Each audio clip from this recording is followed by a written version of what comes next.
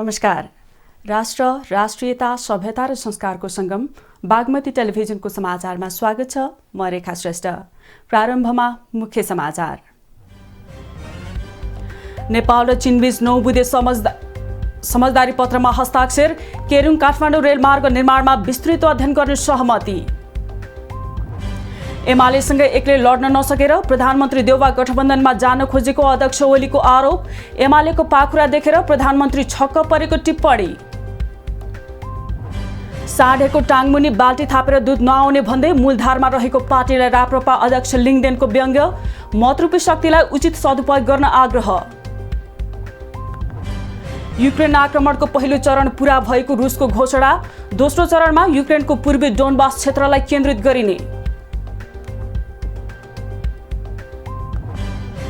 र नेपाललाई 3 विकेटले हराउँदै एकदिवसीय क्रिकेट सिरिजमा पीएनजीको क्लिन स्वीप। एरीको सर्वाधिक 105 रनको योगदान।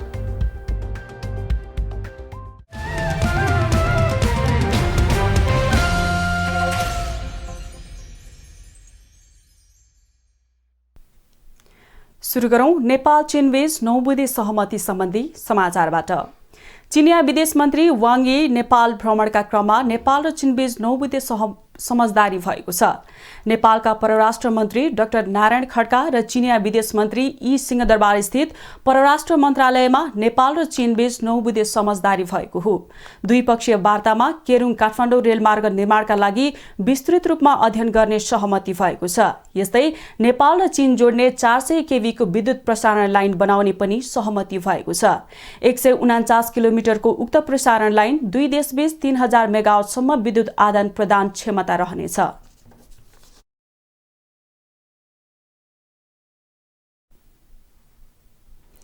नेकपा एमालेका अध्यक्ष केपी शर्मा ओलीले निर्वाचन आयोगमा दर्ता भएका सबै पार्टीहरूले गठबन्धन गरे पनि एमालेले चुनाव जित्ने बताउनु भएको छ। नेकपा एमाले उद्योग व्यवसाय विशेष जिल्ला कमिटिको प्रथम अधिवेशनमा अध्यक्ष ओलीले आगामी निर्वाचनमा निर्वाचन आयोगमा दर्ता भएका सबै पार्टीहरू एकमुष्ट रूपमा आए पनि एमालेले एक्लैले चुनाव लडेर जित्ने दावी गर्नुभएको हो। उहाँले अन्य पार्टीहरू एमालेसँग डराएर यसका विरुद्धमा लागिरहेको बताउनुभयो। उहाँले सबै पार्टीहरू एकतिर लागे पनि 50% भन्दा बढी नेपाली जनता नेकपा एमालेको साथमा रहेको बताउनुभयो। अध्यक्ष ओलीले प्रधानमन्त्री तथा नेपाली कांग्रेसका सभापति शेरबहादुर देउवाले गठबन्धन गर्न खोजेको औल्याउँदै देउवा एमालेको पाखुरा देखेर छक्क परेको टिप्पणी गर्नुभयो। शेरबहादुर देउवाजीले कांग्रेसका प्रमुख सभापति राष्ट्रिय सभापतिले भन्नुभयो, झन्डन तान्नु नचाहिने कुरा गर्ने हो, एमालेसँग एक्लै लड भने के हुन्छ थाहा छैन, सिद्ध्याउँछ, त्यसमा तालमेल गर्नुपर्छ भन्ने उहाँले भन्नुभयो।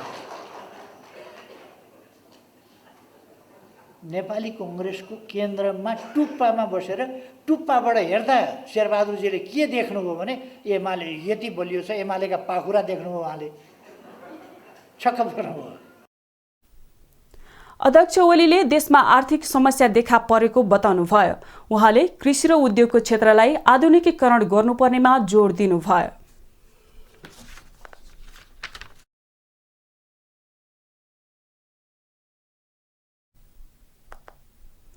नेकपा एकीकृत समाजवादीका नेता एवं पूर्व प्रधानमन्त्री झलनाथ खनालले नेकपा एमाले माओवादीसँगको एकीकरणपछि नै सकिएको दावी गर्नुभएको छ। नेकपा समाजवादी निकट समाजवादी प्रेस संगठन नेपालको केन्द्रीय कमिटी प्रथम विस्तारित बैठकमा पूर्व प्रधानमन्त्री खनालले यस्तो बताउनु भएको हो। उहाँले नेकपा एमाले भनेको इतिहास भएको भन्दै अहिले नेकपा एमालेका अध्यक्ष केपी शर्मा ओलीको नेतृत्वमा रहेको पार्टी दक्षिणपन्थी अवसरवादको गुट भएको आरोप लगाउनु भयो। पूर्व प्रधानमन्त्री खनालले नयाँ गुटले अहिले पनि देशभर नेकपा एमाले हो भनेर भ्रम छर्ने काम गरेको पनि बताउनु भयो। उहाँले नेकपा एमालेमा रहेका नेता तथा कार्यकर्तालाई जनताको साथ दिइरहेको पार्टी नेकपा एकीकृत समाजवादीमा आउन पनि आग्रह गर्नुभयो। उहाँले नेकपा एमालेले आगामी चुनावमा 2/3 सिट नभएर 2-3 सिट मात्र ल्याउने दावी गर्नुभयो।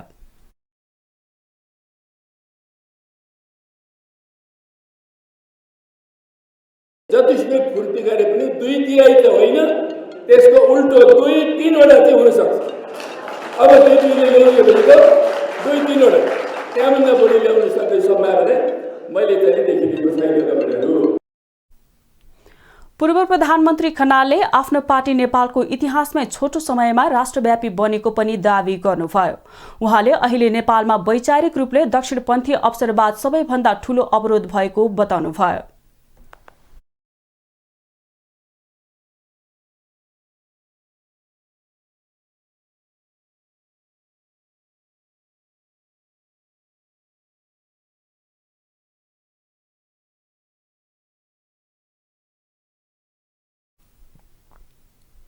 समाचारमा एकैछिन विश्राम।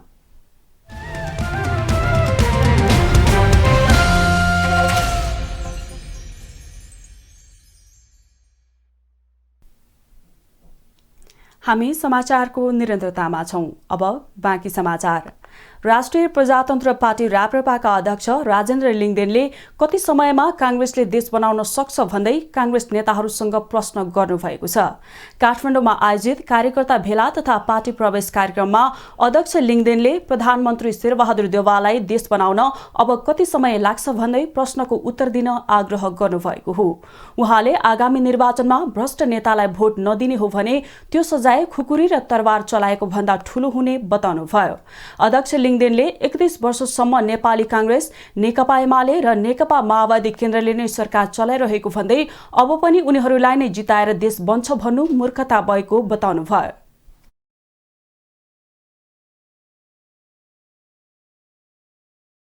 यिनीहरूलाई जतिचोटि तपाईले भोट दिए पनि अब देश बनाउँदैन। उनीहरूको दिमाग बाँझो भइसक्यो। अब त्यो उर्वरता आउनेवाला छैन।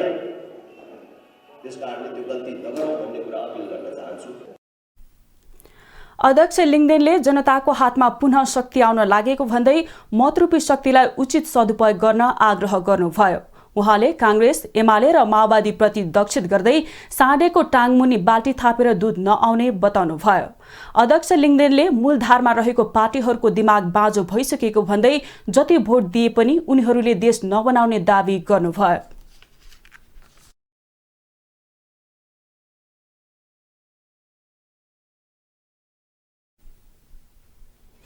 विगतको निर्वाचनमा जस्तै यसपटक पनि विभिन्न दलले मतदातालाई आकर्षित पार्न आमसभा, र्याली तथा घरदैलो अभियान थालिसकेका छन्। चुनावी अभियानमा गीत संगीतको प्रयोग अत्याधिक हुन्छ। स्थानीय तह चुनावका लागि पालिका स्तरमा स्थानीय कलाकार समेत व्यस्त हुन्छन्। राजनीतिक दल र आस्था जे जस्तो भए पनि चुनावका कारण कलाकारहरूको व्यस्तता बढेको छ। देश निर्वाचनमय बन्दै गएको बेला गायक गायिकाहरू पनि आफ्नो नेता र आफू सम्बद्ध राजनीतिक दललाई जिताउन कम्बर कसेर लागेका छन्। सबै राजनीतिक दलले आफ्नो दलमा आबद्ध कलाकार प्रयोग गरेर निर्वाचन प्रचारका लागि विभिन्न भाषामा गीत संगीत तयार पारेका छन्। केही दलले त व्यावसायिक कलाकारलाई प्रयोग गरेर पनि प्रचार गीत बनाएका छन्। नेताका भाषण भन्दा गीत संगीतले मतदाता तान्न सजिलो हुने भएकाले राजनीतिक दलले प्रचार प्रसारका लागि कलाकार प्रयोग गर्ने गरेका हुन्। गीत संगीत उत्पादनमा केही खर्च हुने भए पनि दलहरूले भने आफ्नो कलाकारले पार्टीलाई निशुल्क सहयोग गरेको बताउने गरेका छन्, जसमा प्राय लोक गायक गायिकाको संलग्नता बढी देखिन्छ। गाउँघरमा लोकगीत नै बढी रुचाइन्छ। अहिले हुन लागेको स्थानीय चुनाव मात्र नभई प्रदेश र प्रतिनिधि सभा चुनावमा पनि गाउँकै मतदाता निर्णायक हुन्छन्। त्यसैले ग्रामीण परिवेश बुझेका लोक गायक गायिका चुनावी राजनीतिमा बढी सक्रिय हुने गरेका छन्। यसबाहेक आधुनिक गीत धेरै खर्चिलो हुन्छ, त्यसैले पनि लोकगीत नै बढी बन्छन्। अहिलेको चुनावमा चुनावी गीत र टिकटक सामग्री बढी प्रभावकारी हुने देखिन्छ, किनकि अहिलेको आधुनिक पुस्ता बढी सामाजिक सञ्जालमा जोडिएको छ, जो चुनावी गीतसँगै प्रचार प्रसारका विभिन्न सन्देश बनाइरहेका छन्।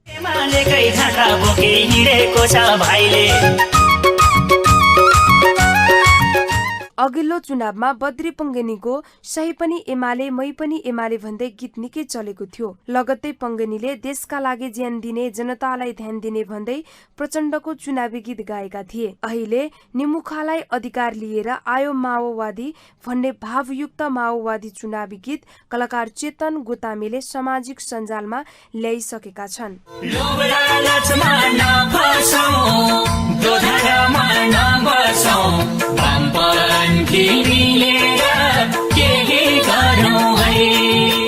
अघिल्लो चुनावमा नेपाली कांग्रेसका लागि राधिका हमाल, चोलेन्द्र पौडेल, प्रकाश कटुवाल, उमा श्रेष्ठ लगायतका कलाकारले कांग्रेसलाई नै जिताउँ अब सारा जनता जागी भन्दै चुनावी गीत गाएका थिए। यस पटक पनि नेपाली कांग्रेसले नयाँ गीत सार्वजनिक गर्ने तयारी गरेको छ। अहिले घर घर जाउँ कांग्रेस जिताउँ भन्ने अभियान सहित गाउँ पछिका नेपाली कांग्रेसले अभियानसँगै नाइलनको सारीमा कुटुमा कुटु गीत बजाउन थालिसकेको छ। उठा हे उठा नेपाली, जागा हे जागा नेपाली, उठा हे उठा नेपाली, जागा हे जागा नेपाली। गीत संगीतले समाजलाई जोड्छ, भावनालाई प्रतिबिम्बित गर्छ, तर सर्जक र साधकले राजनीतिक स्वार्थ र क्षणिक लाभको लहैलहीमा सृजना र भावना दुरुपयोग गरे भने त्यसले समाजलाई तोड्नेछ। कलाकारमाथिको विश्वास र सम्मान घट्नेछ र कलाकारहरू भ्रमको सारथी ठहरिनेछन्। अब पालो बेलाको बोली। नेताका भाषणभन्दा गीत सङ्गीतले मतदाता तान्न सजिलो हुने भएकाले राजनीतिक दलले प्रचार प्रसारका लागि कलाकारलाई प्रयोग गर्दै आइरहेका छन्। अहिले हुन थालेको स्थानीय चुनावमा पनि चुनावी गीतहरू सार्वजनिक हुन थालिसकेको छ। यसै सन्दर्भमा हामीले सर्वसाधारणसँग चुनाव नजिकिएसँगै राजनीतिक दलहरूले गर्ने प्रचार प्रसारको तरिका तपाईँलाई कस्तो लाग्छ भनेर सोधेका थियौं। हेरौं उहाँहरूको भनाई जस्ताको तस्तै।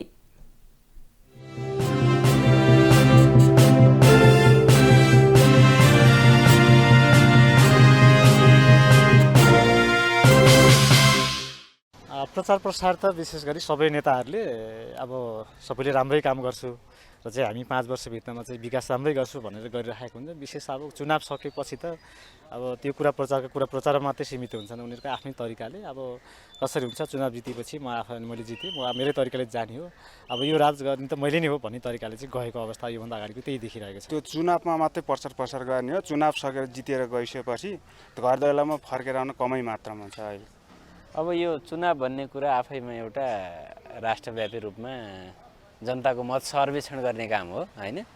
यो कामले विशेषत गरेर अब चुनावी उसमा चाहिँ दौडानमा हिँडेका दलहरूलाई स्पेसल्ली रूपमा चाहिँ फाइदा पुर्याउनको लागि हरेक किसिमले चाहिँ उनीहरूले प्रचारको बाटोहरू अपनाइराखेका हुन्छन् हैन। त्यहाँ गएपछि पार्टीगत या व्यक्तिगत गाली गलौजमा व्यक्तिगतमा पार्टीसँगै यो आजकल यो तपाईँको विचार र सिद्धान्त भन्दा पनि व्यक्तिबाट चल्ने भएर चाहिँ यो सिस्टम बिग्रिरहेको जस्तो लाग्छ।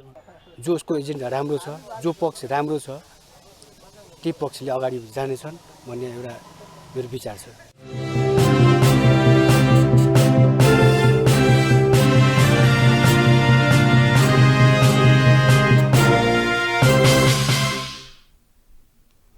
समाचारमा एकैछिन विश्राम।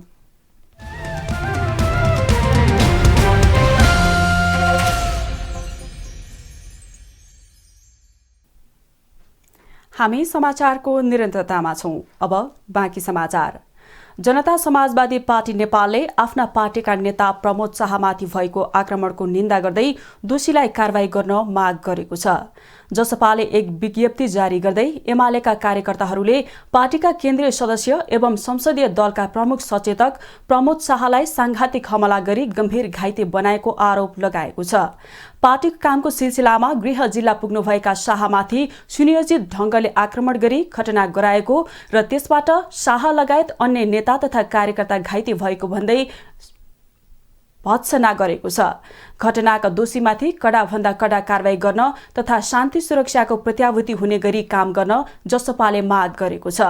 यसअघि सर्लाहीको ईश्वरपुर नगरपालिका बैलबास बजारमा बाटो विस्तारको क्रममा दुई पक्षबीच विवाद हुँदा झडपमा सर्लाही क्षेत्र नम्बर 1 का सांसद प्रमोद शाह घाइते हुनुभएको थियो। शाहको टाउकोमा चोट लागेपछि उपचारको लागि हेलिकप्टरबाट काठमाडौँ ल्याइएको छ।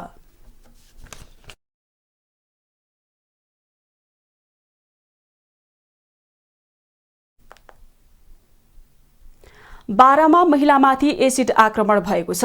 वीरगञ्ज महानगरपालिका 13 की 28 वर्षीय सीता पटेलमाथि एसिड आक्रमण भएको हो।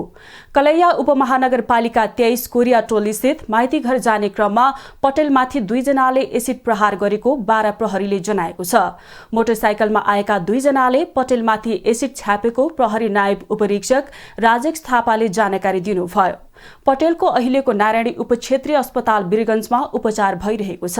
एसिड आक्रमणमा संलग्न वीरगञ्ज महानगरपालिका 13 का 32 वर्षीय रामबाबु शाह र 50 वर्षीय हवारी शाहलाई नियन्त्रणमा लिएको छ। हवारी ससुरा र रामबाबु पटेलका जेठाजु हुन्। एसिड आक्रमणको कारणबारे प्रहरीले थप अनुसन्धान गरिरहेको जनाएको छ।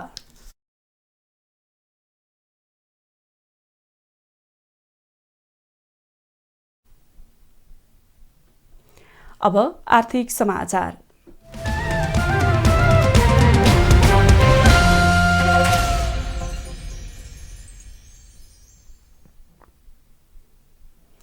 चीनले गम्भीर आर्थिक संकटमा परेको श्रीलङ्कालाई सहयोग स्वरूप 2000 टन चामल उपलब्ध गराएको छ।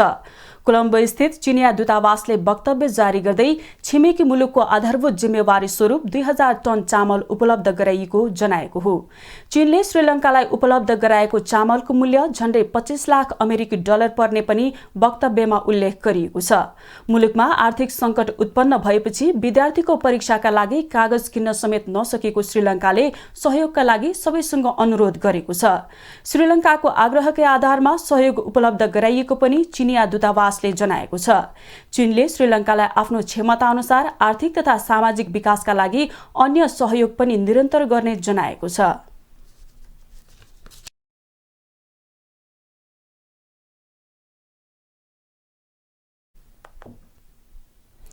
अब खेलकुद समाचार।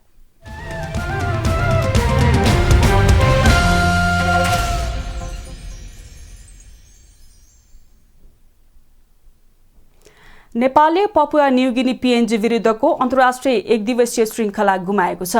त्रिवी क्रिकेट मैदानमा कीर्तिपुरमा भएको दोस्रो खेलमा 3 विकेटले पराजित भएसँगै नेपालले श्रृङ्खला पाहुना टोली पिएनजीलाई सुम्पिएको हो। शुक्रबार भएको पहिलो खेलमा नेपाल 6 रनले पराजित भएको थियो।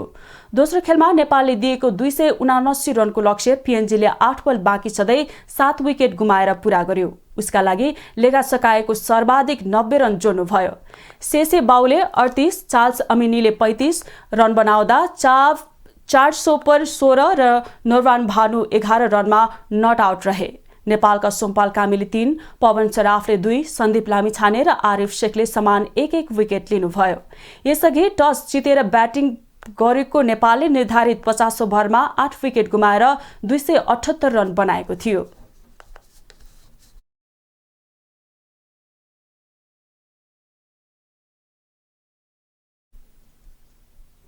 अब मौसम समाचार।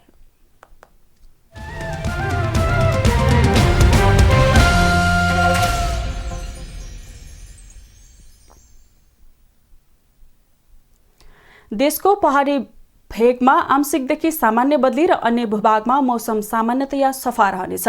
प्रदेश 1, बागमती, गण्डकी र कर्णाली प्रदेशको पहाडी भूभागका केही स्थानमा मेघगर्जन, चट्यानसहित हल्का वर्षाको सम्भावना रहेको जल तथा मौसम पूर्वानुमान महाशाखाले जनाएको छ।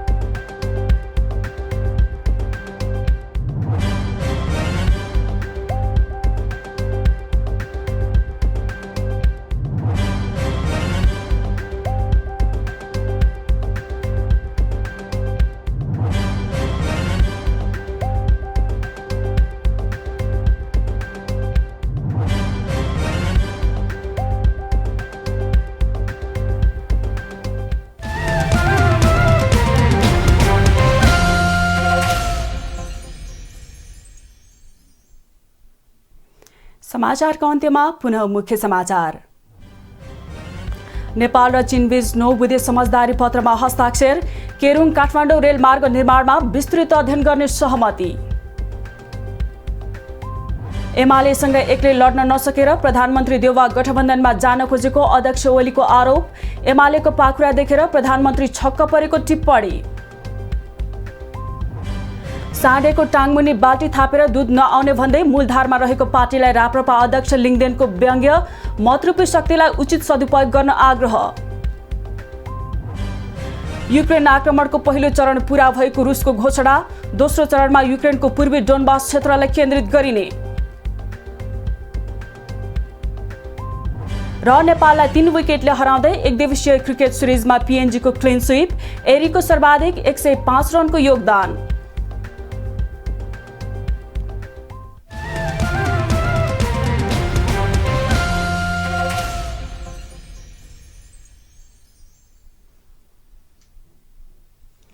राष्ट्र, राष्ट्रियता, सभ्यता र संस्कार संरक्षणमा समर्पित वाग्मती टेलिभिजनमा प्रसारण भइरहेको समाचार अहिलेलाई यति नै। हेर्दै रहनुहोला वाग्मती टेलिभिजन। नमस्कार।